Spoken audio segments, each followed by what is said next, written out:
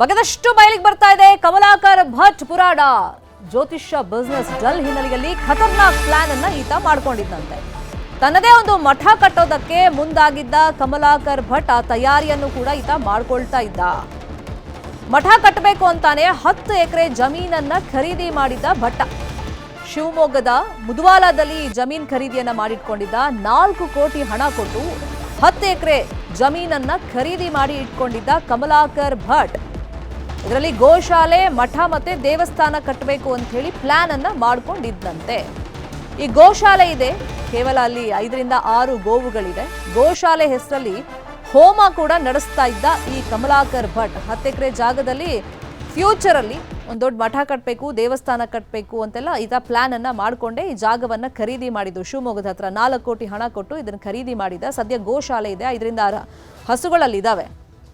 ಮಠ ಕಟ್ಟಬೇಕು ಅಂತಾನೆ ಪ್ಲಾನ್ ಮಾಡ್ಕೊಂಡಿದ್ದ ಅಂತ ಮಾಹಿತಿ ಇದೆ. ಇದೇ ವಿಷಯವಾಗಿ ಇನ್ನಷ್ಟು ಡೀಟೇಲ್ ಆಗಿ ಇನ್ಫಾರ್ಮೇಶನ್ ಕೊಡ್ತಾ ಹೋಗೋದಕ್ಕೆ ನೇರ ಸಂಪರ್ಕದಲ್ಲಿ ಕನೆಕ್ಟ್ ಆಗಿದ್ದಾರೆ ನಮ್ಮ ರಿಪೋರ್ಟರ್ ವಿನಯ್.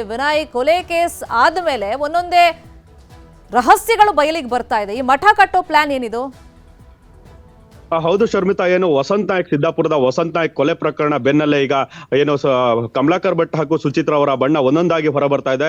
ಇಷ್ಟು ದಿನ ಯಾರೋ ಏನು ಅನ್ಕೊಂಡಿದ್ರು ಆ ರೀತಿ ಇಲ್ಲ, ಅವರ ರೀಲ್ಸ್ ಬದುಕೆ ಬೇರೆ ರೀತಿ ಇದೆ ಅನ್ನೋದ್ರ ಬಗ್ಗೆ ಈಗ ಗೊತ್ತಾಗ್ತಾ ಇದೆ. ಅದರಲ್ಲೂ ಕೂಡ ಏನು ಮುದವಾಲದಲ್ಲಿರುವಂತಹ 10 ಎಕರೆ ಜಮೀನನ್ನ 5 ವರ್ಷಗಳ ಹಿಂದೆ ಮಠ ಕಟ್ಟೋದಕ್ಕೆ, ಅದರಲ್ಲೂ ಕೂಡ ಗೋಶಾಲೆಯನ್ನ ಮಾಡ್ತೀನಿ ಅನ್ನೋ ಒಂದು ಮಾತುಗಳನ್ನ ಆಡಿ ಅಲ್ಲಿ ಒಂದು ರಾಜಣ್ಣ ಅನ್ನೋರ ಜಮೀನನ್ನ ಪರ್ಚೇಸ್ ಮಾಡ್ತಾರೆ. ಆ ಪರ್ಚೇಸ್ ಮಾಡ್ಬೇಕಾದ್ರೆ ಒಂದಿಷ್ಟು ಅನುಮಾನಗಳು ಕಾಡ್ತಾ ಇದೆ. ಯಾಕಂದ್ರೆ ಪರ್ಚೇಸ್ ನ ವೇಳೆಯಲ್ಲಿ ಮಾರ್ಕೆಟ್, ಕೆಲವರು ಹೇಳೋರು ಮೂಲಗಳ ಪ್ರಕಾರ ಮಾರ್ಕೆಟ್ ನ ಬೆಲೆ ಅಲ್ಲಿ 40 ಲಕ್ಷ ಇದ್ರೆ ಇವರು 60 ಲಕ್ಷವನ್ನ ಕೊಟ್ಟು ಪರ್ಚೇಸ್ ಮಾಡಿದ್ದಾರೆ ಅನ್ನೋ ಒಂದು ಮಾತುಗಳು ಕೇಳ್ಬರ್ತಾ ಇದೆ. ಯಾಕಂದ್ರೆ 20 ಲಕ್ಷ ಹೆಚ್ಚಿಗೆ ಕೊಡುವಂತ ಅವಶ್ಯಕತೆ ಏನಿತ್ತು? ಅಲ್ಲಿ ಇರುವಂತಹ ಜಾಗವನ್ನ 40 ಲಕ್ಷಕ್ಕೆ ಸಿಗೋದಂತ 60 ಲಕ್ಷಕ್ಕೆ ಯಾಕೆ ತೆಗೆದುಕೊಂಡ್ರು ಅನ್ನೋ ಒಂದು ಅನುಮಾನ ಕೇಳ್ತಾ ಇದೆ. ಇನ್ನು ಕೆಲವರು ಹೇಳೋ ಪ್ರಕಾರ ಆ ಜಮೀನನ್ನ ಎಕರೆಗೆ 40 ಲಕ್ಷವನ್ನ ಕೊಟ್ಟು ತೆಗೆದುಕೊಂಡಿದ್ರು ಅನ್ನೋ ಒಂದು ಮಾತುಗಳು ಕೇಳ್ಬರ್ತಾರೆ. ಒಟ್ಟಿನಲ್ಲಿ 4 ಕೋಟಿ ಏನು ಬೆಲೆ ಬಾಳುವಂತಹ ಆಸ್ತಿಯನ್ನ ಹೆಚ್ಚಿಗೆ ಹಣವನ್ನ ನೀಡಿ ಅಲ್ಲಿ ತೆಗೆದುಕೊಂಡ್ರು ಅನ್ನೋ ಒಂದು ಮಾತುಗಳು ಕೇಳ್ಬರ್ತದೆ. ಅಲ್ಲಿ ಒಟ್ಟಿನಲ್ಲಿ ಗೋಶಾಲೆಯನ್ನ ಮಾಡ್ತೀವಿ, ಆ ಗೋಶಾಲೆ ಜೊತೆಗೆ ಒಂದು ದೇವಸ್ಥಾನವನ್ನ ಕಟ್ತೀನಿ ಅನ್ನೋ ಒಂದು ಮಾತುಗಳನ್ನ ಆಡಿ ಅಲ್ಲಿ ಪರ್ಚೇಸ್ ಅನ್ನ ಮಾಡಿರ್ತಾರೆ. ಆದ್ರೆ ದಿನ ಕಳೆದಂತೆ ಅಲ್ಲಿ ದೇವಸ್ಥಾನವೂ ಆಗುತ್ತೆ, ಗೋಶಾಲೆನೂ ಆಗುತ್ತೆ. ಅದ್ರ ಜೊತೆಗೆ ಒಂದಿಷ್ಟು ಹೋಮ ಹವನಗಳನ್ನ ಮಾಡುವುದರ ಮುಖಾಂತರ ರಾಜ್ಯದ ವಿವಿಧ ಭಾಗಗಳಿಂದ ಅಲ್ಲಿ ಜನರು ಬರ್ತಾ ಇದ್ರು.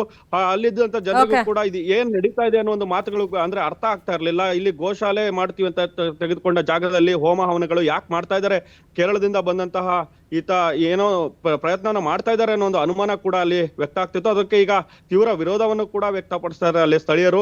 ಒಟ್ಟಿನಲ್ಲಿ ಈಗ ಕಮಲಾಕರ್ ಭಟ್ ಅವರ ಆಸ್ತಿ ವಿಚಾರ ಏನಿದೆ, ಆ ಆಸ್ತಿ ವಿಚಾರ ತೆಗೆದುಕೊಂಡ 10 ಎಕರೆ ಏನಿದೆ, ಈಗ ಅದರ ಬೆಲೆ 6 ರಿಂದ 7 ಕೋಟಿ ಆಗುವ ಸಾಧ್ಯತೆ ಕೂಡ ಇದೆ. ಶರ್ಮಿತಾ, ಫಾಲೋ ಮಾಡೋಣ ಸುದ್ದಿನ. ಥ್ಯಾಂಕ್ ಯು ವಿನಯ್, ಈ ಕ್ಷಣದ ಮಾಹಿತಿಯನ್ನು ಕೊಟ್ಟಿದ್ದಕ್ಕೆ.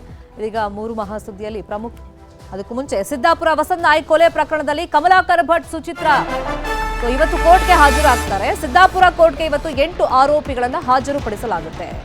ನ್ಯಾಯಾಂಗ ಬಂಧನ ಮುಗಿದ ಹಿನ್ನೆಲೆಯಲ್ಲಿ ಕೋರ್ಟ್ಗೆ ಹಾಜರುಪಡಿಸಲಾಗುತ್ತೆ. ಭಟ್ಟ ಹಾಗೇನೆ ಸುಚಿತ್ರಾಳನ್ನ ಕಸ್ಟಡಿಗೆ ಪಡೆಯುತ್ತಾ ಖಾಕಿ ಬೇಲ್ಗೆ ಅರ್ಜಿಯನ್ನ ಸಲ್ಲಿಸ್ತಾರ 8 ಮಂದಿ ಆರೋಪಿಗಳು ನೋಡಬೇಕಾಗುತ್ತೆ. ಮೂಲಗಳ ಪ್ರಕಾರ ವಿಡಿಯೋ ಕಾನ್ಫರೆನ್ಸ್ ಮುಖೇನನೇ ಈ ಆರೋಪಿಗಳನ್ನ ಜಡ್ಜ್ ಮುಂದೆ ಪ್ರೊಡ್ಯೂಸ್ ಮಾಡಲಾಗುತ್ತೆ, ವಿಚಾರಣೆಗೆ ಒಳಪಡಿಸುವಂತ ಸಾಧ್ಯತೆ ಇದೆ ಅಂತ ಹೇಳಲಾಗುತ್ತೆ. ಮತ್ತೆ ಕಸ್ಟಡಿಗೆ ಪಡಿತಾರಾ ಅನ್ನೋದು ಈಗಿರುವಂತ ಕುತೂಹಲ, ಅಥವಾ ನ್ಯಾಯಾಂಗ ಬಂಧನವನ್ನೇ ಕಂಟಿನ್ಯೂ ಮಾಡ್ತಾರಾ ಕಾದ್ ನೋಡ್ಬೇಕಾಗತ್ತೆ. ಬಟ್ ವಿಡಿಯೋ ಕಾನ್ಫರೆನ್ಸ್ ಮುಖೇನನೇ ಇವ್ರನ್ನೆಲ್ಲ ಕೋರ್ಟ್ಗೆ ಹಾಜರುಪಡಿಸೋದಕ್ಕೆ ತಯಾರಿಗಳು ನಡೀತಿದೆ ಅಂತಾನೂ ಮಾಹಿತಿ ಇದೆ.